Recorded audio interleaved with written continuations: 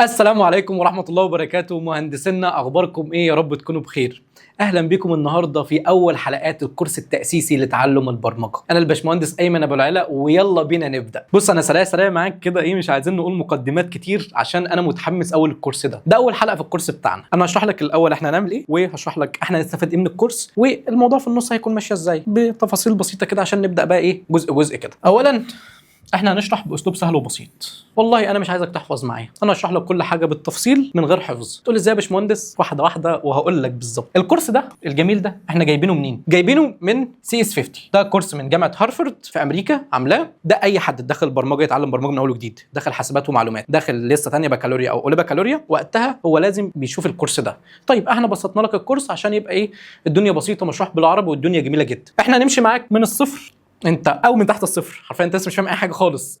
انا هبدا معاك واحده واحده. الهدف من الكورس ده بكل بساطه انك تخرج فاهم كل حاجه، ومش بس حفظ بقى وخلاص ومعلومات. انا مش هحفظك اي حاجه. اللي انا هقول لك عليه انت بس ركز معايا فيه، خلاص مش محتاج منك اي حاجه، وهتحل الكويز وخلاص. الكورس ده مخصص لمين؟ زي ما قلنا طالب بكالوريا، لغات وعام، بس ده مخصص للعام. اللغات ان شاء الله ينزل لهم محاضره بكره، ده الدنيا تمام في جدا فيه. خارج لسه ثانويه عامه السنه دي، يعني لسه عايز يتعلم برمجه بقى كده ويشوف الدنيا ماشيه ازاي، وبيشوف لسه المجالات، او واحد لسه داخل كليه حاسبات ومعلومات. هما الاثنين واحد حرفيا، لان هما الاثنين اصلا عايزين. واحد لسه خارج من ثانويه عامه عايز يدخل كليه حاسبات ومعلومات، وهو هيتعلم برمجه ليه؟ نقول الاثنين واحد. طبعا انا محتاج منك بس الموبايل مش اكتر، مش محتاج منك لابتوب، ولو معاك لابتوب يبقى اتفرج من عليه وابقى طبق لو عملنا برمجه والكلام ده كله. المحاضره دي مش هيكون فيها حفظ، مش هتحفظ اي حاجه، مش هنكتب اكواد برمجيه ولا اي حاجه. فيها على فكره معلومات دسمه جدا، فركز معايا فيها. زي ما قلت لك في اول حلقه ان الهدف بتاعنا ان انا افهمك احنا هنعمل ايه في الاول كده. يعني زي ما قلت لك شرحت لك الروبوت، قلت لك والله الروبوت ده احنا هنعمل. ما تتخيلش بقى تقول لا والله الروبوت كبير، لا الروبوت مثلا عربيه او اي حاجه. لا هو روبوت، انا هوريك الشكل ماشي ازاي. وعشان كده انا هقول لك المحاور بتاعتنا اللي احنا هنمشي فيها النهارده عشان تبقى عارف انت هتطلع وتستفاد ايه. ممكن لما تقرا الكلمه ايه هو الكمبيوتر، اللي بنستخدم الكمبيوتر، ما حاجات يا عم سهله وتافهه ومفيش الكلام ده. واحده واحده وركز معايا وما تتسرعش. انا مش بوريك كده عشان تقعد تتخيل خالص، انا بوريك كده عشان اقول لك احنا هنعمل كذا، فتبقى عارف ان انت والله هتستفاد كذا. تمام؟ طبعا في كلام كتير جدا جواه، فركز معايا. المحور الاول بتاعنا ايه هو الكمبيوتر. والله يا عم ده بي سي كده، كمبيوتر في البيت احنا بنلعب عليه يعني والدنيا تمام. احنا ليه بنستخدم الكمبيوتر؟ واحد الجميل يجي يقول لك والله بنستخدم الكمبيوتر كده يعني بنلعب، الدنيا ماشيه وجميله واتقل. طيب مكونات الكمبيوتر، والله كيبورد والماوس والدنيا جميله حلو. بنشغل الكمبيوتر ازاي؟ تيجي والله بضغط على زرار الباور، خلصنا يا باشا الكرسي يلا نروح. ما لو بقت كده كنتش هعمل لك السلايد دي، كنتش هطلع اشرح لك، مش هقول لك يلا كورس تاسيسي. فواحده واحده. اخر محور بتاعنا وده مهم جدا بالنسبه لك ولازم تركز فيه، هو ايه مجالات علوم الحاسب. والله انت بعد ما تتخرج من الكليه بتاعتك الجميله، او انت في الكليه، انت هتشتغل ايه وتعمل ايه وتجيب فلوس ازاي. ناس بتقبض $100,000 وشويه حاجات جميله كده، فنشوف الحاجات دي بيبصوا عليها ازاي. يعني هنيجي لسؤال مهم جدا، ايه هو الكمبيوتر؟ الجهاز اللي معاك ده، اللابتوب ده، ايه حكايته؟ هل ده ايه كمبيوتر ازاي وايه نظامه والكلام ده كله؟ فواحده واحده ويلا نشرح. اول حاجه تعريف الكمبيور. الكمبيوتر هو جهاز الكتروني بياخد البيانات وبيعالجها وبيطلع نتيجه بسرعه ودقه رهيبه. انت كده بتحفظ. يعني انا فاهم انت كده بتحفظ. يعني انا جيت قلت لك والله هو بيعمل 1 2 3، سيبك من الكلام ده خالص، نسيبنا منه وتركز معايا. الكمبيوتر ده بكل بساطه هو جهاز، الجهاز ده بيعمل لي عمليه معينه عشان في الاخر يطلع لي عمليه معينه. تقول لي ازاي يا باشمهندس؟ بكل بساطه انا جيت هنا اللابتوب اهو، حلو، فتحت اللابتوب، كتبت حاجه، الكتابه دي عملت عمليه، عملت مراجعه ليها، وبعد كده ظهرت لي على الشاشه. ده الكمبيوتر بكل بساطه. جواه حاجات بقى ونركز فيها. قال لك والله هنا في حاجه جميله جدا اسمها الادخال، اللي هو الانبوت. ايه هو الادخال؟ هي بيانات انا بدخلها، المستخدم اللي هو انا بدخلها الكمبيوتر عشان يقراها. عندنا حاجه تانية اسمها المعالجه. يعني ايه معالجه؟ انا والله بعت للكمبيوتر 2 في 2، كتبت كده للكمبيوتر، النتيجه هنا هيطلع لي كام؟ 4. هل دي معالجه؟ ايوه معالجه. انا بديله بيانات هو بيعالجها، وبعد كده بيطلع لي النتيجه بتاعتها اللي هي الاوتبوت، اللي هي النتيجه اللي بنوصل لها في الاخر. هشرح لك كل ده بالتفصيل واحده واحده بامثله كتير جدا، بس انا بشرح لك الموضوع بكل بساطه. الكمبيوتر انا بكتب له كلام، الكلام ده ظهر على الشاشه. طيب هو الكلام ده راح من الكيبورد على الشاشه على طول؟ لا، حصل في مكونات وحاجات من جوه، دي اسمها المعالجه. او ايه هو الكمبيوتر بكل بساطه؟ هو جهاز الكتروني ببعت له داتا، بيحلل الداتا دي وبيظهر لي الداتا. انا صورت صورت مثلا الصوره دي، هو صور الصوره فعلا. الصوره دي هي انا بعت له داتا، بعد ما اخذ الداتا هو حلل الصوره وبعد كده ظهرها. فكل حاجه بقى بكل بساطه دي في الكمبيوتر. الكمبيوتر مش بيفكر. يعني لو الكمبيوتر انت ما اديتلوش امر معين مش هينفذه، مش هيعمل حاجه من دماغه. الكمبيوتر بينفذ الاوامر بس اللي انت بتبعتها له. عشان كده لما انا مثلا بدخل 2 في 2 بيطلع له 4، مش في مره يعني مثلا هيجي يقول لي لا يا باشا والله هي ب5، وبيطلعها بدقه كامله ما فيهاش اي مشاكل وبسرعه فائقه. الموضوع ده احنا فهمناه ان الكمبيوتر والله جهاز الكتروني بديله بيانات بيعالج البيانات دي وبعد كده بيطلع لي البيانات دي على اوتبوت اسمها بالانجلش انبوت بروسيسنج اوتبوت، دي المعالجه. تعال نشرح مثال عملي بكل سهوله. انت عندك آلة حاسبه، الآلة الحاسبه دي والله لما انا ببعت او بعمل ادخال اللي هو الانبوت عندك 2 زائد 5، المعالجه اللي في النص ايه اللي بتحصل؟ والله هو بينفذ عمليه الجمع دي، يعني هو 2 هنا 5 زائد 3 سوري ماشي هيساوي كام؟ 8. حلو، ال8 دي خلاص هو ظهرها لك، ده الاوتبوت. حلو، فكده احنا قلنا ايه؟ الادخال هو ال3 وال5، اللي هي عمليه المراجعه بتاعتها او المعالجه بتاعتها. قال لك والله يا باشا ان في الاخر العمليه دي هتطلع هنا ب8. نيجي على تاني حاجه هو الصراف الآلي اللي هو الاي تي ام. الاي تي ام تعالوا نفكر كده باستفاضه. دلوقتي انا رحت على الاي تي ام، هي الاي تي ام محتاجه مني انا كايه؟ كايمن. هتقول له والله انا محتاجه منك مثلا الكريدت كارد، اتفضلي. طيب محتاجه مني ايه؟ الباسورد بتاعي عشان تتاكد ان الكريدت كارد دي بتاعتي، الباسورد بتاعي. هنفضل واقفين كده. محتاجه مني حاجه تاني؟ افكر. محتاجه مني الفلوس، انا عايز مثلا اسحب 2000 جنيه، ال 2000 جنيه هل هعمل حاجه تاني؟ لا والله، العمليه بتعمل ايه؟ بتتشيك والله ان الفلوس دي في الكريدت كارد دي وان الباسورد بتاعك تمام. بعد ما بتتشيك اللي هي عمليه البروسيسنج، يعني قلنا الاول الخال بتاعي ايه؟ الفلوس، انا عايز اسحب كام، الكريدت كارد بتاعتي ايه، والباسورد. بعد ما خلصت هنروح للعمليه الثانيه اللي هو العمليه اللي في النص، بيقول لك والله احنا عايزين نشوف هل ده فعلا صحيح، هل ده موجود، والاوتبوت او اللي هو الاخراج هيطلع له والله الفلوس بتاعتي. تعال نبص عليها زي ما قلت لك هنا، الكارد، كلمه السر، المبلغ، بيتاكد والله ان ده والرصيد بتاعك فعلا ده تمام، وبتخصم الفلوس والدنيا زي الفل، وبعد كده في الاخر الفلوس في الاوتبوت والله طلعت لك ايصال او فلوس. حلو. طيب خلصنا من الحته دي. كاميرا الموبايل بتاعي زي مثلا ما انا شرحت لك من شويه، الكاميرا بتعمل ايه؟ والله قال لك يا باشا الضوء اللي داخل في العدسه ده الانبوت او الصوره عامه اللي دخلت من العدسه. بعد كده ايه اللي بيحصل؟ والله الكمبيوتر بيفلتر او الموبايل بيشوف الصوره دي هي ايه، بياناتها ايه، هل هي فعلا صوره ولا ايه؟ هي كده كده صوره لان انت اصلا مصورها بالعدسه يعني. طبعا لو في تحسين للصوره والكلام ده كله هي بتتظبط. بعد كده والله الصوره بتظهر لك على الشاشه او بتكون متخزنه عندك على الموبايل، او هي كده كده الاثنين يعني عامه. في امثله تانية كتير. طيب انت دخلت على يوتيوب، يوتيوب ده انبوت، معالجه بتخرج لك حاجه. انبوت والله انا بسرش على حاجه كتبت انا ظهر لي الفيديوز دي، المعالجه بتاعت الكلمه اللي انا كتبتها، ضغطت على الفيديو الاوتبوت اللي ظهر. بس ده بكل بساطه من غير اي مشاكل. عندك اختبار كده تختبره لنفسك. والله انا قاعد كده هبص، انا مثلا عندي اضاءه اهي، الاضاءه دي لو بصيت عليها هبص عليها كده واقعد افكر كده انت محتاج تعمل كده. طيب الاضاءه دي فيها ايه؟ انبوت ايه؟ الكهرباء. محتاجه ايه تاني؟ اظبطها على تايمر مثلا معين او اضاءه معينه. حلو.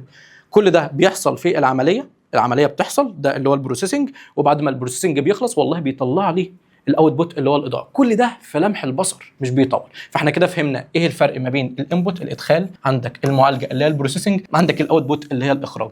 طيب الكمبيوتر بتاعنا مكون من ايه؟ ركز معايا، انبوت، معالجه، اخراج. ده الكمبيوتر عشان يشتغل او يطلع لك نتيجه. حلو. تيجي بقى هنا على سؤال حلو جدا، يقول لك ايه هو انواع الكمبيوتر؟ تيجي تقول له والله يا باشا ده الكمبيوتر اللي عندي في البيت، لا والله ده اللابتوب كمبيوتر، واحد تاني يقول لك الموبايل كمبيوتر.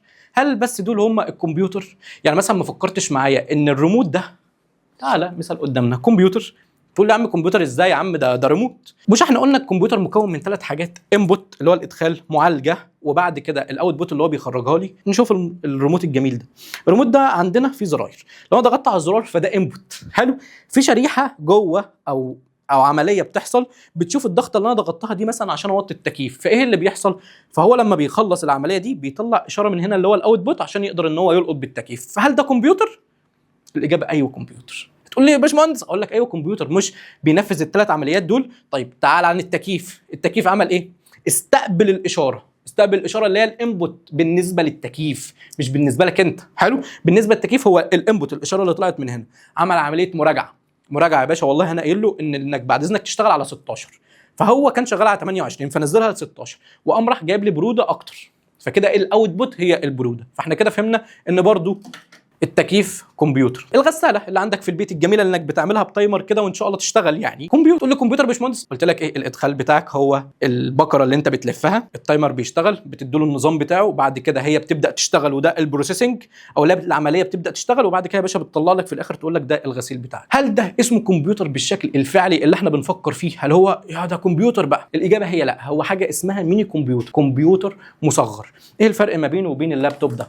اللابتوب ده بكل بساطه بيعمل اكتر من مهمه في نفس الوقت، تفتح فيديو، تلعب، تسمع ميوزك، كل ده في نفس الوقت. انما مثلا الغساله، الثلاجه الالكترونيه، الاضاءه، دي بتعمل حاجه واحده او اكتر من حاجه، يعني حاجه او اتنين. فاحنا كده فهمنا يعني ايه ميني كمبيوتر، اللي هو الكمبيوتر اللي بيعمل مهمه او مهمتين، او الكمبيوتر العملاق اللي بيعمل اكتر من مهمه اللي هو زي اللابتوب. عندنا الانواع اللي موجوده عندنا اللي هو الكمبيوتر المكتبي اللي هو البي سي، اللي هو بيرسونال كمبيوتر عشان تبقى عارف الكلمه. طيب عندك اللابتوب اللي هو زي اللي انا وريته لك دلوقتي، الموبايل والتابلت بتاعك، وده طبعا خلاص يعني انت فهمت ليه. حلو. عندك السيرفر. هتقول لي ايه السيرفر ده يا باشمهندس؟ هي حاجه نبقى نتكلم عنها بعدين، بس ده بكل بساطه هو زي الكمبيوتر، هو كمبيوتر اصلا، بس ممكن يكون في مكان تاني او يكون عندك في البيت عشان انت بتخزن عليه بيانات او بتاخد منه بيانات، واشرح لك الكلام ده بالتفصيل. عندك حاجه اسمها السوبر كمبيوتر. السوبر كمبيوتر ده كمبيوتر عملاق، ده بيحسب عمليات حسابيه سريعه جدا ودقيقه جدا، زي الطقس، زي بقى الزلازل، زي الفضاء اللي هو مثلا اللي بيتحط في الصواريخ اللي بتطير للفضاء وهكذا. عندنا حاجه تانية اسمها الانظمه المدمجه. يعني انظمه مدمجه اللي هي الامبيدد سيستم. ما هو الامبيدد سيستم؟ وهتسمع الكلمه دي كتير. والله انا جبت القطعه دي قعدت اكون عليها كمبيوتر انا عشان تعمل لي عمليه معينه. ده بيشتغل اكتر في السيارات لو انت عايز تعمل عربيه، ولو في العربيه اللعبه او العربيه، او انت عايز بتعمل حاجه تشتغل فعلا انت اللي بتعملها بايدك يعني. ودي زي ما بتكون برضو موجوده في الغساله، تقدر بقى انك تشغلها بالتايمر وهكذا. هنيجي على سؤال مهم جدا، والسؤال ده انت لازم تبقى فاهمه وعارفه. يعني ايه علوم حاسب؟ علوم الحاسب اللي هي الكمبيوتر ساينس اللي انت هتدخلها ان شاء الله باذن الله، او تدخل هندسه يعني باذن الله. العلوم بتاعه الحاسب ايه الفرق ما بينها وبين البرمجه؟ تقول لي هو في فرق؟ زي كده ما الفرق ما بين ايه هي البرمجه ولغات البرمجه، في فرق كبير قوي. علوم الحاسب هي التفكير المنطقي عشان تقدر تحل مشكله. البرمجه اصلا اتعملت عشان نحل بيها مشاكل. انت مثلا عايز تفتح لعبه، او عايز تعمل ويب سايت، او عايز تعمل اي حاجه في الدنيا كلها بالبرمجه. علوم الحاسب هي اللي بتخليك تفكر ازاي تعملها. بعد ما فكرت وعملت لها مثلا الالجوريزمز بتاعتها وخطوات كده نبقى نشرحها، بعدها بقى ندخل على البرمجه اللي هي الجميله دي اللي بتنفذ لنا العمليه بتاعتنا. البرمجه اللي بتنفذ العمليات والافكار اللي انت اصلا عملتها قبل كده. يعني انت استخدمت علوم الحاسب او الكمبيوتر ساينس في انك خلاص انت جبت المشكله حلتها، يلا نبدا ننفذ لها الحل بتاعتها. ده بكل بساطه ايه الفرق ما بين علوم الحاسب والبرمجه، ولسه هتكلم عن ده بالتفصيل برضو بعد كده. هتيجي سؤال كده مهم جدا، وده اي حد ماشي في الشارع هيساله لك، يقول لك والله احنا ليه بنستخدم الكمبيوتر؟ هحكي لك على قصه حصلت معايا. القصه دي هي اللي هتفهمك احنا ليه بنستخدم الكمبيوتر. بص، جيت كده من فتره وقلت انا عايز افتح حاجه نجيب منها فلوس. طيب قعدنا نقترح انا والشباب كده، ولقيت واحد صاحبي اسمه عبد السميع قال لك تعالى نفتح مصلحه هدوم. مصلحه هدوم؟ قلت يلا، يعني ايه مصلحه وبتاع، يلا شغالين، تعالى نفتح محل هدوم والدنيا زي الفل. فتحنا المحل والدنيا زي الفل، وجبنا كل حاجه وكتبنا كل حاجه والدنيا تمام. لقينا شويه مشاكل كده، ان الحاجات اللي احنا كاتبينها ناقصه، عايزين نزود كتابات ونكتب بقى كل حاجه، احنا بيدخل لنا فلوس كام، الايرادات بتاعتنا قد ايه، والمصروفات وكل حاجه، والعملاء بتاعتنا مين ومين الموردين. عبد السميع قال لك يا باشا الحته دي عليا. يا عبد السميع هنعمل ايه؟ قال لك يا باشا بص ما تقلقش، حط بس في بطنك بطيخه صيفي، هات لي شويه ورق حلوين كده وانا هقعد اكتب لك كل حاجه. قلت له هتاخد وقت قد ايه يا عبد السميع؟ قال له والله يوم يومين. قلت ماشي يلا. انا على فكره انا محتاج عبد السميع معايا في الشغل، قاعد يكتب فيهم لمده اسبوعين. ليه؟ لان الحاجات كتيره جدا، حاجات كتيره، وبص حرفيا هو مش قادر يخلص. جيت في يوم كده عبد السميع قال لي نعم يا باشمهندس. قلت له بص انا محتاج اعرف المورد الفلاني جاب لنا ايه، عشان الحاجه خلصت فاحنا عايزين نجيب حاجه تانية. قعد يدور 3 اسابيع على المورد ده، طبعا ما لقيش المورد، وطلع وانا بدور كده لقيت ان هو والله كاتب اصلا ناس ما شفناش في الحياه عليها فلوس، يعني ناس عملاء جات لنا عليها فلوس. طب يا ابني الناس دي منين؟ والله ما اعرفش يا باشمهندس. يا ابني كتبتهم امتى؟ والله ما اعرفش يا باشمهندس. وقعدنا اسبوعين يدور، او 3 اسابيع قعد يدور، وفي الاخر ما عرفناش نوصل للراجل. لقينا كده في ورقه كده عايمه، قعد يدور ولقيناها فعلا. يا عبد السميع هات الورقه نبص على الراجل، لقينا طبعا كاتب اسمه غلط، الرقم التليفون غلط، والدنيا زي الفل. انا مشيت وبدور على الورقه وبشوف الورقه وبحاول اتصل على الراجل. بعدها شويه لقيته الورق قل. ايه اللي حصل؟ طلع عبد السميع طبعا هو قاعد مطبق 3 اسابيع ورمى كوبايه القهوه بالغلط على الورق، فعشان يخفي الجريمه عبد السميع اكل الورق. انا ما عرفتش ده الا بعد ده بقى بعدين في الكاميرات يعني. فين يا عم سامع الورقه؟ قال لك ما اعرفش يا باشمهندس، انا مطبق يا باشمهندس عايز اروح. يا باشمهندس اعمل ايه يا باشمهندس؟ قال لك والله ما اعرفش. خلاص يا خلاص يا عبد سميع ممكن تروح انت وتيجي بكره. قال لك لا خلص لك شغلك. قلت له طب ماشي ممكن تدور لي بقى على ورقه ثانيه لمورد ثاني. قال لك لا يا باشمهندس انا زهقت، انا خلاص تعبت يا عم، وانت كل مره تقول لي على حاجه. يا عبد سميع مش انت قلت هتدور؟ قال لك لا والله يا باشا انا ما عنديش. قلت له طب بقول لك ايه، ممكن بعد اذنك انا همشي خلاص مش مكمل، شوف يا عم انا ليا كام او عليا ايه وامشي. قعد يدور تاني ويضيع وقت تاني، وفي الاخر جالي بيقول لي يا باشمهندس انت ليك 250 جنيه وجبه. يا عبد سميع قال لك لا وجبه.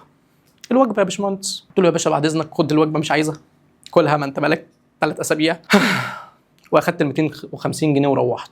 اللي حصل وقتها وانا مروح قابلني كده شويه طلبه كده من البكالوريا، الناس الجميله المهندسين. قال لي زعلان من ايه يا باشمهندس؟ قلت له والله حصل معايا 1 2 3 4 5. قال لي يا باشمهندس عملت الكلام الجميل ده، طب ما تيجي نفتح محل هدوم تاني. قلت له تاني يا باشمهندس؟ قال لي بس اسمع كلامي، كل المشاكل دي تتحل لو جبنا كمبيوتر. قلت له كمبيوتر ايه؟ قال لي بس هنجيب كمبيوتر صغير قد كده وهيحل لك كل المشاكل دي. قلت له يا عم فهمني. قال لك يا باشا اول حاجه فاكر عبد سميع؟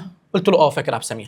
قلت له ماله؟ قال له والله عبد سميع مش كان بيضيع وقت عشان يجيب لك معلومه او يحط لك معلومه؟ قلت له حصل.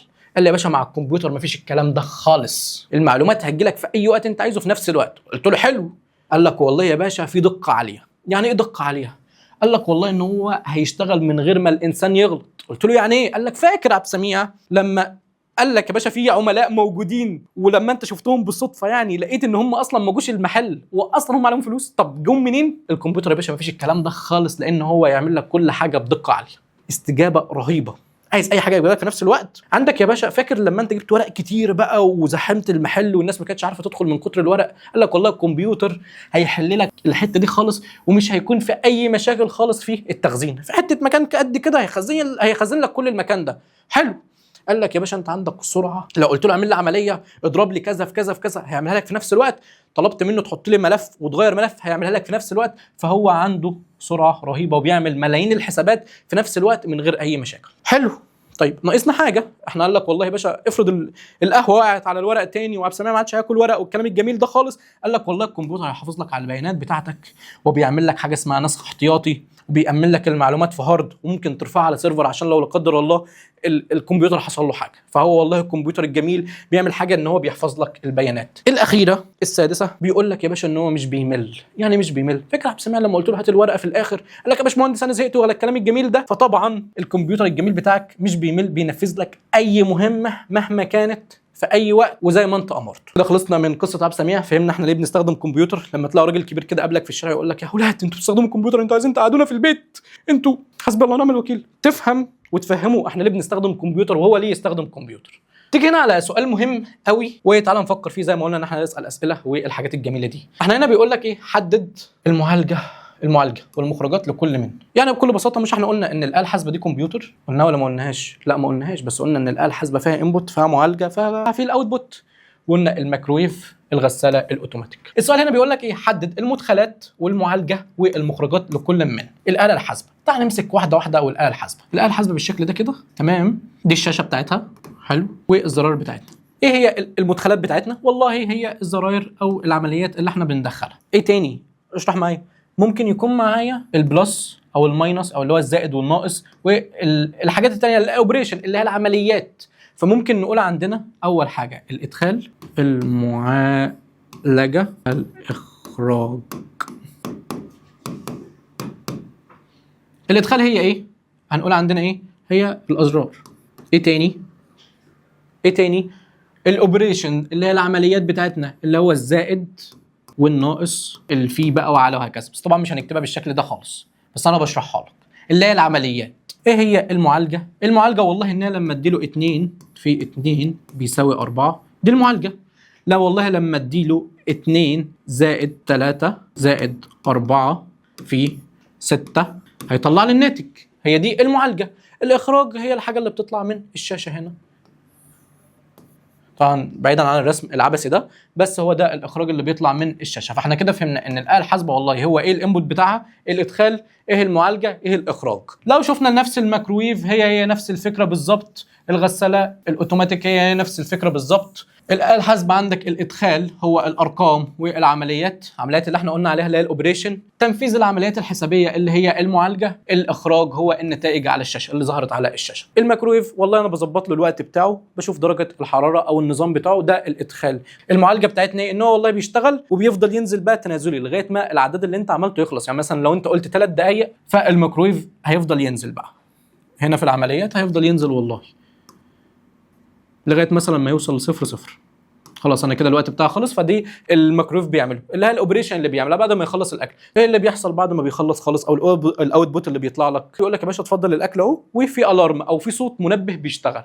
حلو. عندنا الغساله بتاعتنا، الغساله الجميله برضو، انت بتشغل الغساله، بتحط الهدوم بتاعتك. ايه اللي بيحصل؟ ده الانبوت اللي هو انت بتظبط بس التايمر، وبتظبط بقى درجه الغسيل بتاعتك، اللي هو لو انت عايز ميه سخنه او ميه ساقعه انت اللي بتظبط النظام بتاعك. ده الانبوت بتاع الغساله. الاوتبوت بتعمل ايه؟ هي اللي بتملى الميه، وهي اللي بتخلص بقى العمليه دي كلها، وبعد ما بتخلص بتطلع لك الغسيل بتاعك، وبرضو بتعمل لك صوت ان انا خلصت. وبكده يبقى انت محتاج انك تفكر في كل حاجه، حرفيا في كل حاجه وانت ماشي في الشارع. هل ده كمبيوتر؟ الكمبيوتر بتعمل له ادخال، معالجه، مخرجات. ده كمبيوتر يبقى كمبيوتر. حلو. فانت لازم تسال نفسك وتمرن نفسك على الحاجات دي كلها. نيجي على المحور الثالث دلوقتي، مكونات الكمبيوتر. والله الكمبيوتر الجميل ده بيتكون من ايه؟ الحته الحديده الجميله اللي انا مش شايف لها اي ملامح دي بتتكون من ايه؟ اول حاجه اللابتوب مثلا او الكمبيوتر بيتعمل من حاجتين، بيتكون من حاجتين، حاجه اسمها سوفت وير وحاجه اسمها هاردوير. هتقول لي يعني يا باشمهندس سوفت وير ويعني ايه هاردوير؟ تعالى اشرحها لك ببساطه والموضوع سهل وبسيط. تعالى اشرحها لك على اللابتوب ده. اللابتوب ده بيتكون من حاجتين، سوفت وير، هاردوير. تعالى امسك. يعني ايه هاردوير؟ هاردوير هي اي حاجه بتتمسك بالايد. هتقول لي يعني ايه يا باشمهندس؟ اقول لك يعني الكيبورد دي، الكيبورد الجميله دي هاردوير، بتتمسك بالايد مش انا ماسكها. الماوس ده هاردوير، الشاشه دي هاردوير، مكونات الجهاز من جوه هشرحها لك دلوقتي هاردوير. يعني ايه؟ يعني اي حاجه انا شايفها بايدي وماسكها تبقى هاردوير، هي حاجه ماديه. لو عشان في الامتحان بتاعك هي اي حاجه ماديه في الكمبيوتر تبقى هاردوير. طيب دلوقتي احنا خلصنا من الهاردوير، تعالى في سؤال كده اساله لك. انت كده فهمت خلاص الهاردوير. لو جينا هنا الريموت الجميل ده، مش هنقول ان ده كمبيوتر فيه ادخال ومعالجه ومخرجات والكلام ده. ايه الهاردوير هنا؟ تقول والله الزراير، المذر بورد اللي جوه، اي حاجه ممسوكه، البطاريه، ده هاردوير. طيب ايه هو السوفت وير؟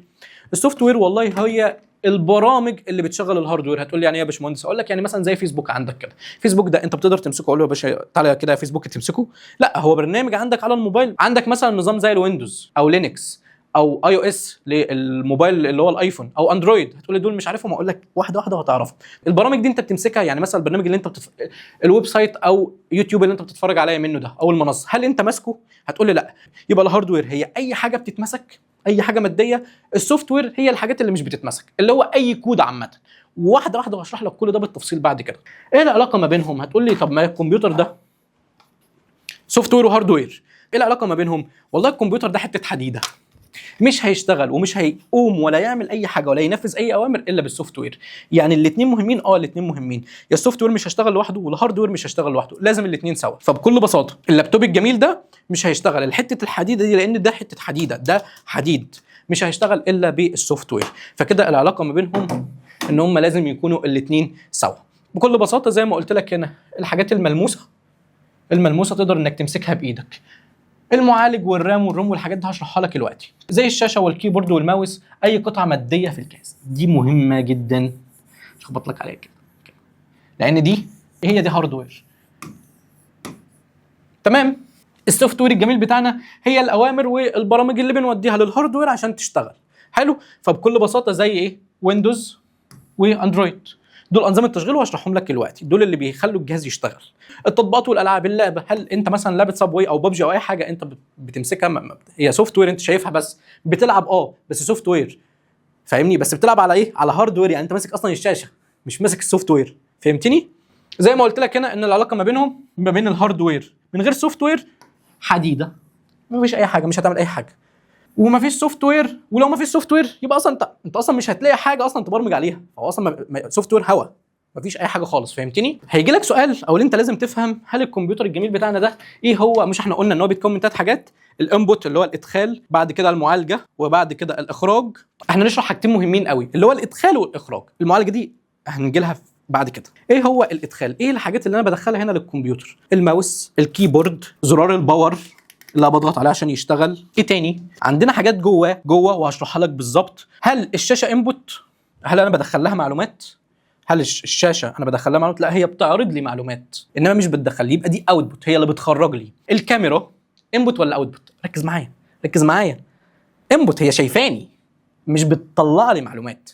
فاحنا عندنا بكل بساطه عندنا كيبورد، ماوس، مايك اللي بتكلم منه، هل ده بدخل له صوت؟ انا بدخل له صوت مش بيطلع له صوت، انما السماعات اوتبوت بتطلع صوت. عندك الكاميرا بتشوفني، فهي الانبوت، ده الانبوت اللي انا ببعت لها الصوره، عندنا الشاشه زي ما قلنا ان هي اوتبوت، عندنا السماعات احنا بنسمع بتطلع لي صوت، عندنا الطبعه بتطلع لي، عندنا برضو البروجيكتور بيجي الشاشه اللي بتكون جايه بضوء دي. عندك طبعا زي ما قلنا ان انت عندك بروسيسنج اللي هي الجميله دي، هي والله اللي بتشغل برضو الادخال وبتطلع لك، يعني انت مثلا انت بتدخل لها حاجات بتطلع لك والله اوتبوت. حلو الكلام، حلو الكلام. هنيجي سؤال مهم جدا كده ونسال نفسنا، الشاشه الجميله دي الجميله الحلويات بتاعتنا دي هي انبوت ولا اوتبوت؟ طب تعالى ده السؤال هنا اصلا اهو، يا رب تكون ما شفته. ركز معايا، هو انبوت ولا اوتبوت؟ والله الاجابه هي الاثنين. والله هي عرضه لي صوره وانبوت بدخل لها معلومات، والجهاز من جوه هو اللي بيعالج الحركه بتاعتي دي وبيظهرها لي على الشاشه. ده السؤال هنا هو سؤال بيتكرر، الشاشه اللي هي التاتش سكرين تعتبر ايه، ادخال ولا اخراج في نفس الوقت؟ فالاجابه ان والله هي الاثنين، لان هي بتعرض لي الاثنين. حلو جدا، حلو جدا يا باشمهندس. مش انا وريتك اللاب من بره، يعني اللاب الجميل ده من بره، شفت والله الماوس، الكيبورد، الكاميرا، الشاشه، في مكونات من جوه عشان تعمل عمليه المعالجه. ما هي؟ واحده واحده وركز معايا عشان فيهم سيكا مصطلحات بالانجلش ولازم تركز معايا. ايه هو المعالج اللي هو اسمه سي بي يو؟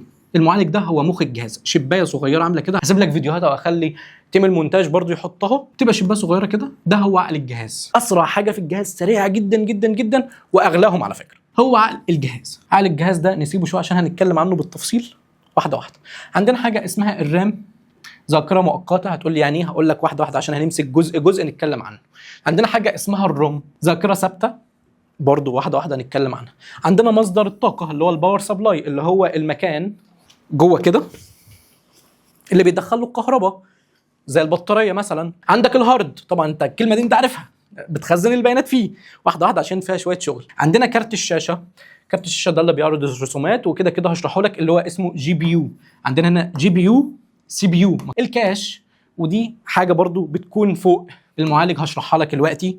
عندنا بعد كده منافذ التوصيل بتاعتنا زي اليو اس بي والاتش دي ام اي، اللي هم الحاجات دي، الحاجات اللي بره دي كنت شايفها. هنمسك حاجه حاجه ونتكلم عنها بكل بساطه، بس انا عايز اشرح لك ان كل ده بيبقى موجود على حاجه اسمها ماذر بورد، فيها سي بي يو، الرامات، كارت الشاشه اللي هو الجي بي يو، البطاريه، الحاجات دي كلها بتبقى موجوده كده على حاجه اسمها اللوحه الام، اسمها الماذر بورد، هي اللي بتكون شايله الحاجات دي كلها. طبعا هسيب لك فيديوهات للحاجات دي ان شاء الله على المنصه. نمسك جزء جزء كده ونتكلم عنه. هو المعالج، وده يعتبر اهم حاجه في الكمبيوتر، لان ده هو المخ، هو ده اللي بيتحكم في كل حاجه في الجهاز بتاعنا، وهو اللي بينفذ الاوامر، وهو اسرع حاجه في الجهاز. ايه اسرع حاجه في الجهاز؟ هو السي بي يو اللي هو المعالج، هو اللي بيعالج العمليات. عندنا حاجه مهمه جدا، هو احنا بنقيس السرعه بتاعه المعالج ازاي؟ بحاجه اسمها جيجا هرتز. دي السرعه بتاعته، بيقيس كام عمليه في الثانيه، فدي انت لازم تبقى عارفها. والله المعالج السرعه بتاعته ايه؟ بجيجا هرتز. الوحده القياس دي بتقيس ايه بقى؟ بتقيس المليارات العمليات الحسابيه في الثانيه، لان في كميه عمليات بتحصل في نفس الوقت. وعلى فكره السي بي يو بيبقى عباره عن كده، بيبقى فيه انويه. الانويه دي اسمها الكورز، ان شاء الله الحاجات دي هتدرسها لما تدخل حاسبات ومعلومات باذن الله او هندسه. في حاجه تانية اسمها الكاش. ما هي الكاش؟ والله دي بتكون مساحه تخزين صغيره. يعني ايه مساحه تخزين؟ دي مش مساحه تخزين، ده بيعالج، ده بيعمل عمليات. مساحه التخزين دي شبه هارد بس مش هارد، ركز معايا، بتكون والله على السي بي يو، عشان السي بي يو سريع فمحتاج يودي الداتا او حاجات لحاجات اسرع، فعايز حاجه سريعه تبعت، فبيستخدم والله اسمها الكاش. هي حاجه صغيره جدا وبتكون هي اسرع ذاكره في الكمبيوتر. ركز معايا في الكلمه دي عشان هنوصل لها. اسرع ذاكره دي مش ذاكره، المعالج مش ذاكره، ده هو عقل الكمبيوتر بينفذ اوامر وعمليات، انما كذاكره ذاكره بتخزن. اسرع حاجه موجوده هي الكاش، وهتتسال فيها في الكويز لانه سؤال مهم جدا جدا جدا. نكمل. احنا كده خلاص عرفنا السي بي يو اللي هو المعالج. لما اجي اقعد اقول لك سي بي يو تقول لي ايه هو السي بي يو؟ لا ركز، السي بي يو هو المعالج. نيجي على تاني حاجه هي الذاكره المؤقته. ذاكره دي بتخزن، حلو.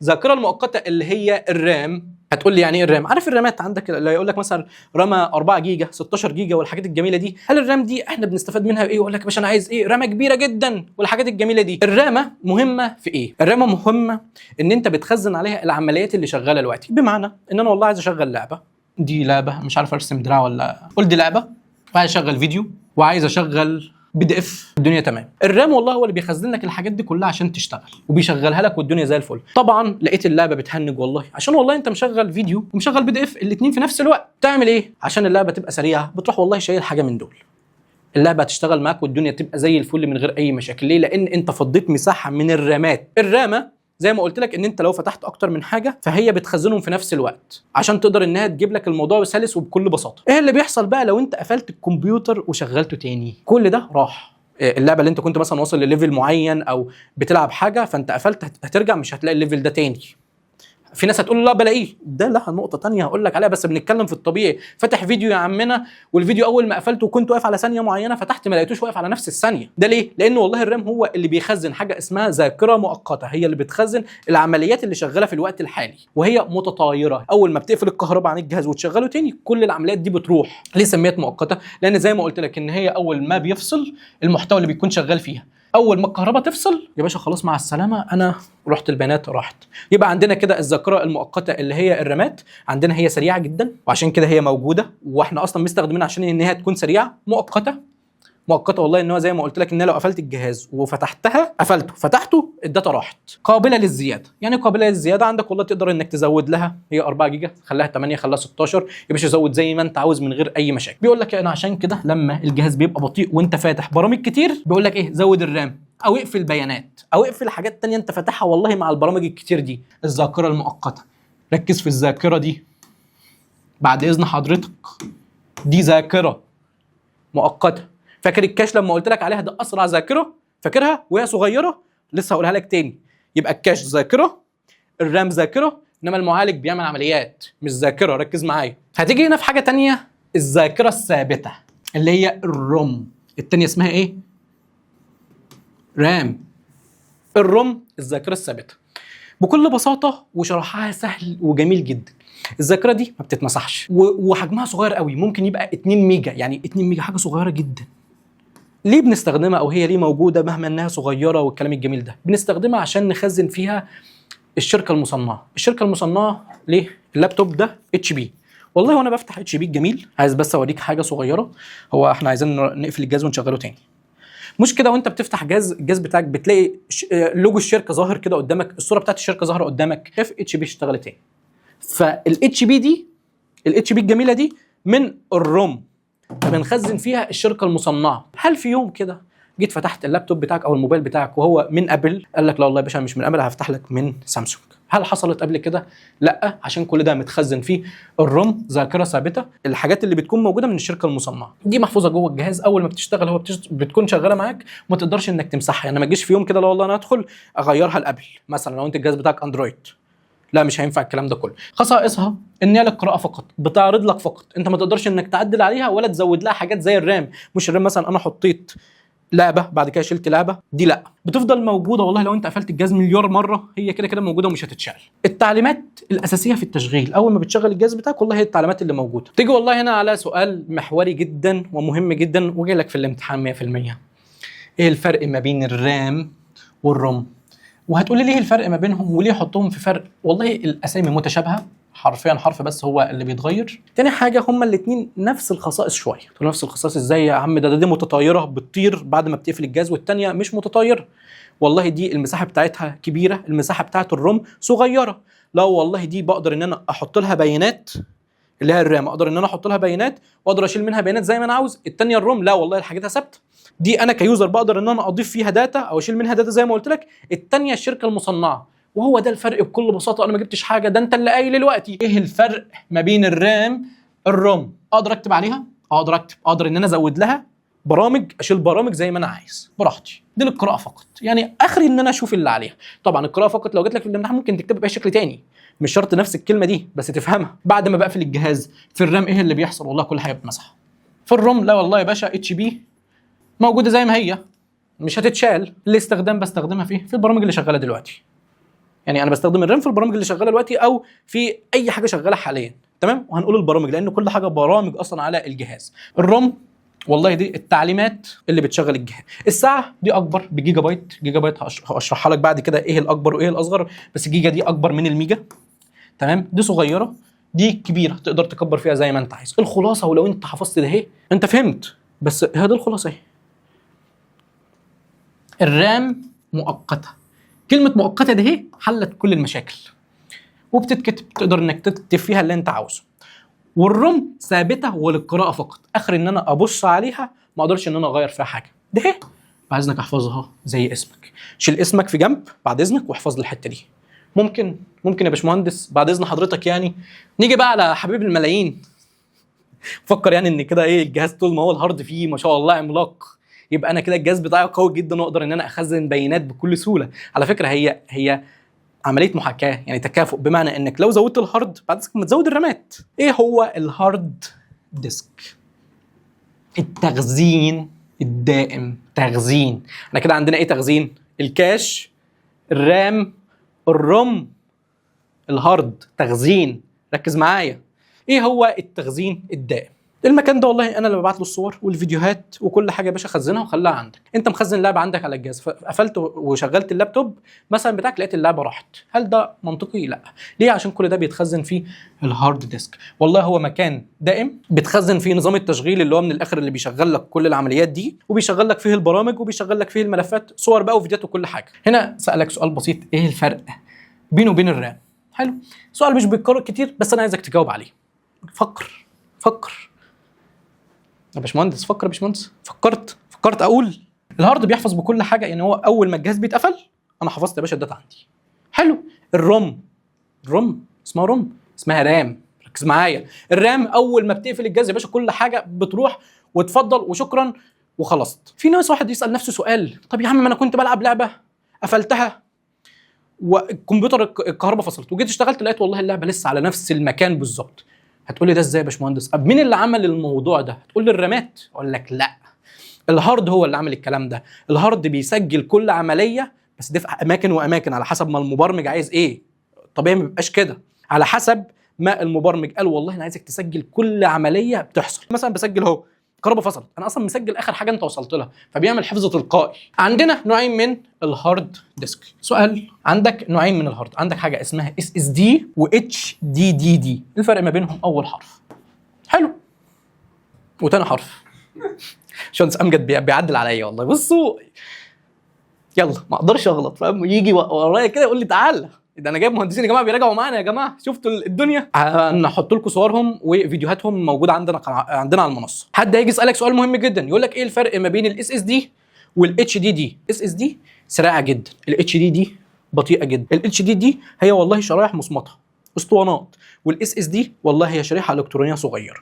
حلو، وبتساعد ان هو الجهاز يفتح بسرعه. لو جيت عايز تنقل بيانات او تاخد بيانات من الاتش دي دي بطيئه، انما الاس اس دي سريعه. عشان كده احنا بنرجح انك تستخدم دايما الاس اس دي في كل حاجه. جي بي يو هي حاجه مختلفه، هي كارت الشاشه. كارت الشاشه الجي بي يو الجميل بتاعنا هو متخصص في ان هو يعرض لك الرسومات بتاعتك على الشاشه.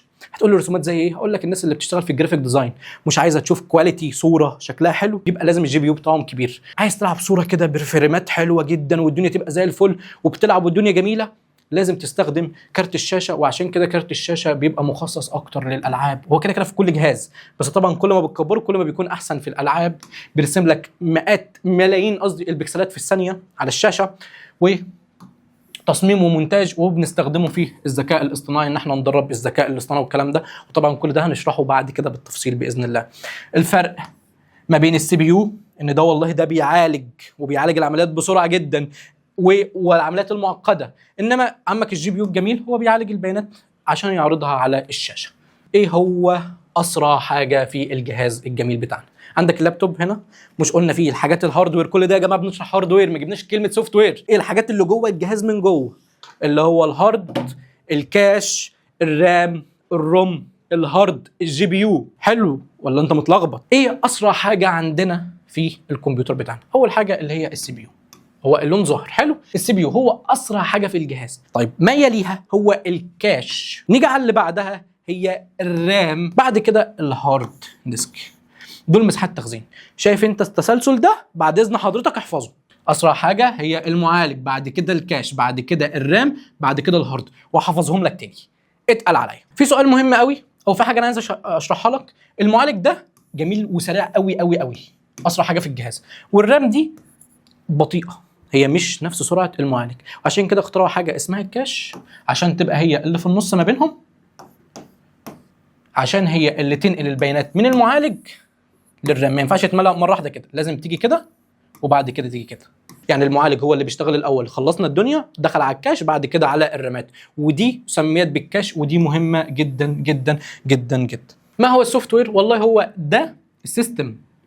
سوفت وير اللي هو الاوبريتنج سيستم، ده هو اللي بيشغل لك كل حاجه، هو اللي يقول لك الابلكيشن ده يشتغل الاول، لا والله هو اللي يشغل لك الابلكيشن ده مع الابلكيشن ده عشان يقدروا ان هم يشتغلوا بكفاءه عاليه. الابلكيشنز بتكون جواه اللي هو الحته دي بتكون جواه. يبقى احنا عندنا هنا اوبريتنج سيستم اللي هو نظام التشغيل جواه التطبيقات بتاعتنا، يعني هو اللي مشغل اصلا التطبيقات دي. من غيره يبقى كل تطبيق لازم يبقى هو اللي مأمن نفسه جامد، هو اللي بيقول هيشتغل امتى، هو اللي بيقول هيقفل امتى، هو اللي بيقول يعمل عمليه حسابيه معينه. فطبعا الاوبريتنج سيستم هو اللي بيشغل كل حاجه. انت لما بتيجي تشغل صوره وما بتيجي تعمل الكلام ده كله، او تيجي تفتح تسجيل صوتي، اما بتصور صوره بتعمل الكلام ده كله، اللي بيشغل لك كل ده هو الاوبريتنج سيستم اللي هو نظام التشغيل اللي هو سيستم سوفت وير. عندك برامج التطبيقات الثانيه زي المتصفح، واتساب، فيسبوك، الوورد اللي احنا قلنا عليه. عندك طبعا هنا الامثله اللي موجوده زي لينكس، ويندوز، اي او اس. هتقولي دول ايه يا باشمهندس؟ دول انظمه تشغيل عندك على الجهاز. يعني مثلا الويندوز ده نظام التشغيل بتاع اللابتوب، الاندرويد ده نظام التشغيل بتاع الموبايلات اللي هي الاوبو، سامسونج، الحاجات دي كلها. واللينكس دي طبعا حاجات للكمبيوتر والسيرفرات. والاي او اس او الماك او اس دي الحاجات بتاعت ابل، شركه ابل زي ما قلنا وشرحناها. والله يا عم نظام التشغيل اللي احنا قلناه الاول هو اللي بيدير الموارد، هو اللي بيشغل بقى، هو اللي بيوزع العمليات على المعالج، وهو اللي بيشغل الرامات، هو اللي بينظم الملفات، هو اللي بيشغل الطبعه والكاميرا، هو اللي بياخد داتا من ده وبيعمل ده، هو اللي بيحمل بيانات. نيجي على المحور الرابع والقبل الاخير ان شاء الله، هو احنا بنشغل الكمبيوتر ازاي. واحد كده جميل والله يقول لك والله انا باجي كده، باجي اللابتوب الجميل ده وبضغط على زرار الباور ويشتغل والدنيا زي الفل وتمام. مش بالسهوله دي يا باشمهندس. اول حاجه عندنا شويه حاجات صغيره. عندك الهاردوير لوحده حته حديده ما بتعملش اي حاجه خالص. فاول حاجه انت بتضغط على زرار الباور، اللي بيحصل الرام يبدا يشتغل، اللي هو اللي بيبين لك الشركه المصنعه دي ايه، يظهر لك كده مثلا اتش بي او ابل او اي حاجه قدامك. بعد كده ايه اللي بيحصل؟ النظام اللي هو الاوبريتنج سيستم اللي بيشغل كل حاجه اللي انا قلت لك عليه ده بيبدا يتحمل على الرامات لان هي سريعه. بعد كده ايه اللي بيحصل؟ المعالج بقى يبدا ينفذ في الاوامر، يبدا يقول مثلا دي اشتغل دي ما تشتغلش، وبعد كده اللي هو الشاشه بتشتغل يعني. طيب الخطوات دي كلها بتبقى اقل من الثواني، لو موبايل سريع او لابتوب سريع بتخلص كده، ما بتاخدش اي وقت خالص. طيب لو بطيئه جدا والدنيا بطيئه، ده بيكون بسبب الهارد، بسبب الهارد بتاعك، لان انت معاك هارد اتش دي دي مش اس اس دي. طيب ده سؤال جالنا على طول، لسه شارحين دلوقتي، بيقول لك رتب الخطوات التشغيل. دلوقتي الشاشه بتشتغل الاول، ولا المعالج بينفذ الاوامر، ولا بتضغط على زرار الباور اللي هو زرار التشغيل، ولا النظام بيحمل، ولا الروم؟ يلا انا لسه قايل لك، بعد اذنك ممكن تجاوب، بعد اذنك ممكن يلا جاوب معايا الاول. المعالج هيشتغل الاول؟ لا المعالج هيشتغل الاول ولا لا؟ المعالج هيشتغل الاول ايه؟ طب ما تشغل الجهاز، طب ما تيجي نشغل الجهاز. شغلنا الجهاز الاول. طيب بعد كده ايه اللي بيحصل؟ طيب ايه اللي هيظهر لنا بعد ما بشغل الجهاز؟ والله اتش بي بتظهر مثلا او علامه ابل، يبقى الروم يبدا يقلع. ايه تاني بقى؟ الشاشه هتشتغل بقى على طول بقى، خلاص ما الدنيا تمام. ركز معايا يا باشمهندس، جاوب. لسه عندنا 3 حاجات. ايه هم ال3 حاجات؟ المعالج يبدا ينفذ الاوامر، عندك النظام يبدا يتحمل على الروم. ايه هو؟ الثالث، الرابع، الخامس. مظبوط يا باشمهندس ولا مش مظبوط؟ هصحح لنفسي ولا هسيبك انت تصحح لي؟ ركز معايا. طيب علل ليه نظام التشغيل بينقل ما بين الهارد للرام اول ما الجهاز يشتغل. طيب ممكن نفكر. انا فكرت وجاوبت، ممكن تفكر انت معايا. ليه دلوقتي مثلا اول ما بشغل الجهاز والدنيا تمام بيروح ناقل من الهارد للرام؟ احنا قلنا الهارد بطيء ولا سريع؟ طب احنا عايزين الجهاز يفتح بسرعه، بكل بساطه عشان الجهاز يشتغل بسرعه. بس ده الخلاصه بتاعت الموضوع. تعالى نطلع اقرا يا باشا، ده الترتيب الجميل بتاعنا، لان والله الرام اسرع بكتير من الهارد عشان النظام يبدا يشتغل ويبدا يعرض لك كل حاجه بالتفصيل. مش عايز اجاوب على نفسي، جاوب انت. انا في اسئله فاهم انا ساكت كده، طب يا رب تجاوب بقى، فاهم؟ تعالى بقى على المحور الاخير خالص، والحمد لله بنخلص. ايه هو مجالات علوم الحاسب، اللي الحاجه بقى البغاشه بتاعت الفيديو بتاعت النهارده. عندنا شويه مجالات وهنقولهم سريع كده ان شاء الله، مش هناخد وقت. الويب ديفلوبر، ده عارف المنصه الجميله بتاعتنا؟ ده ويب، منصه ويب زي فيسبوك اللي هو بيتفتح على المتصفح لما بتفتح مثلا جوجل كروم. تاني حاجه زي الموبايل ابلكيشن، الابلكيشنز او التطبيقات اللي موجوده عندك على الموبايل بتاعك. على فكره ده تخصصي اصلا، ويب برضه اشتغلت كل ده والله، يعني الحمد لله. التخصص الاساسي هو الموبايل، انا اللي بعمل لك الابلكيشنز او الموبايل اللي انت بتشغله عندك، التطبيقات زي فيسبوك مثلا. ماشين ليرنينج واي اي، الحاجات طبعا اللي هندرسها في البكالوريا الجميله بتاعتنا. ازاي بقى تعمل موديل، وازاي زي شات جي بي تي، عارف شات جي بي تي ازاي هو بيرد عليك، ازاي لما انت بتبعت له صوره هو بيجي يبعت لك صوره ثانيه، وهكذا. ده الذكاء الاصطناعي. طبعا في حاجات ثانيه اكبر من كده بكتير. طبعا الداتا ساينس هو تحليل البيانات، ولما بتبعت له بيانات كتيره هو بيحلل لك وبيقول لك والله الراجل ده دفع كذا والراجل ده دفع كذا. حاجات للبيزنس الكبيره وطبعا موجوده. اليو اي يو اكس هو مش مجال برمجي قوي، بس هو اللي من الاخر بيقول لك الواجهه بتاعتك دي اللي هنعملها. زي مثلا دخلت فيسبوك، عارف مكان اللايك، عارف مكان الكومنتات، ده واحد اسمه يو اي يو اكس هو اللي بيعمله. طبعا كل ده انا شرحته قبل كده على فكره في فيديوهات كده قصيره كنت بنزلها على السوشيال ميديا اكونتس، يعني تابعني هتلاقي كل الحاجات دي موجوده. عندك داتابيز والباك اند ده جواه حاجات منفصله، يعني الويب ده جواه حاجه اسمها فرونت اند وباك اند. الموبايل نفس الكلام. كل ده على فكره في فيديوهات او المحاضرات الثانيه هشرح لك كل ده بالتفصيل باذن الله، بس انا بقى ايه قلت اقول لك على الدنيا من بره. الباك اند ده هي القواعد البيانات او البيانات المخفيه اللي انت مش بتشوفها. لما بتضغط مثلا على اللايك مش بتلاقي عدد مثلا زاد، ده اتزود في السيرفرات من ورا، عشان لما تيجي تفتح الابلكيشن مره ثانيه او تيجي تفتح مثلا تشوف اللايكات بتلاقيها زادت او موجوده زي ما هي. دي جايه منين؟ دي جايه من الباك اند، من الداتابيس. طيب السايبر سيكيورتي، والله احنا عايزين نامن بقى كل الكلام الجميل ده. بعد ما عملنا الابلكيشن او الويب سايت بتاعنا، تيجي واحد هاكر قد الدنيا زي حضرتك كده ويجي يخترقنا. وفي ناس والله بتامن الابلكيشنز دي. والسايبر سيكيورتي طبعا جواه شويه حاجات، في واحد بيامن، في واحد بيخترق، في واحد لا، مع الاثنين وهكذا. الامبيدد سيستم، وقلناه من شويه، الامبيدد سيستم ده بكل بساطه بيكون عندك انت اللي عايز مثلا تعمل غساله، عايز تعمل ثلاجه، عايز تعمل عربيه تمشي بريموت، الحاجات دي كلها امبيدد سيستم. بكل بساطه انت تختار مجالك من دلوقتي. بعد اذن حضرتك لا، بعد اذنك ما تختارش على اي حاجه، انت لازم يكون عندك اساس قوي. فالكورس اللي انا بشرحه لك ده مهم جدا عشان يأهلك بعد كده لسوق العمل، ويأهلك طبعا ل 100 درجه. دول اهم حاجه. الفكره نفسها ان انا دلوقتي يلا انا هدخل موبايل ابلكيشن. يا ابني وانت شفت المجالات التانية؟ هل انت حبيت مجال منهم؟ هل انت شفت حد وسمعت عنه ان هو اشتغل مثلا في الموبايل؟ لا والله بيجيب فلوس كتير. ايه يا نهار اسود! وعشان كده ما تجريش ورا الفلوس. ايه هي اعلى حاجه؟ الاي اي بيجيب فلوس كتيره جدا. طب ما انا في فتره من الفترات كنت شغال موبايل ابلكيشن، باخد سالري معين، لقيت الاي اي وكنت اقدر ادخل فيه واجيب فلوس اكتر. بس والله لو دخلت فيه انا مش هبقى ناجح زي ما انا ناجح في الموبايل، لان انا بحبه جدا ومهما وقعت هذاكره اكتر. فما تجريش ورا الدخل. التعمق مهم. هتقول لي يعني والله الفكره نفسها ان انت يعني بيقول لك ما تتسكعش كتير. يعني ايه تتسكع؟ والله ذاكر موبايل شويه، والله ذاكر امبيدد شويه، لا والله ذاكر مثلا اي اي شويه. في الاخر مفيش شركه تبص لك، لان انت اصلا ما عندكش خبره عمليه في حاجه. الشركه عايزاك في حاجه واحده، مثلا موبايل جواه حاجات انا محتاجك في دي، زي الباك اند انا محتاجك في الداتابيز بس، واحد محتاجه تانية باك اند. فانت التخصص جواه تخصصات كتيره، وانت بتبقى شغال في تخصص واحد وما بتمسكش كل التخصصات دي، بيبقى عندك زمايلك شغالين فيه. فتتعمق في حاجه واحده احسن بكتير ان انت تكون متشتت في كله. هيكون في المستقبل عندك خبره وتشتغل في كله زي ما انا اشتغلت في كله، بس انا شاطر في ايه؟ واحسن حاجه فيهم ايه؟ هي الموبايل. تيجي تسالني في اي حاجه في الموبايل هجاوبك ان شاء الله. تيجي مثلا الويب شويه، الباك اند اللي انا شاطر فيه، الاي اي شويه. فهمتني؟ طيب الخطوه الجايه بعد اذن حضرتك انت تسجل حساب على المنصه، بعد اذنك تخش تمتحن الكويز اللي احنا شرحناه، والدنيا زي الفل. عندك الكيو ار كود اهو، تقدر انك تعمله سكان او تكتب على جوجل، اكتب منصه ايمن ابو العلا، منصه المهندس ايمن ابو العلا، هتلاقي في الاول حل الكويز بتاعك. هتلاقي فيه فيديوهات وحاجات للمحاضره دي موجوده برضو، بعد اذنك اتفرج عليها. ومش مطلوب منك اي حاجه تاني، وشكرا ليك. حاجه جميله نظام الكويزات والمحاضرات ده احنا شرحناها قبل كده في المحاضره الاولى او اول حاجه المحاضره التعريفيه، بعد اذنك بص عليها.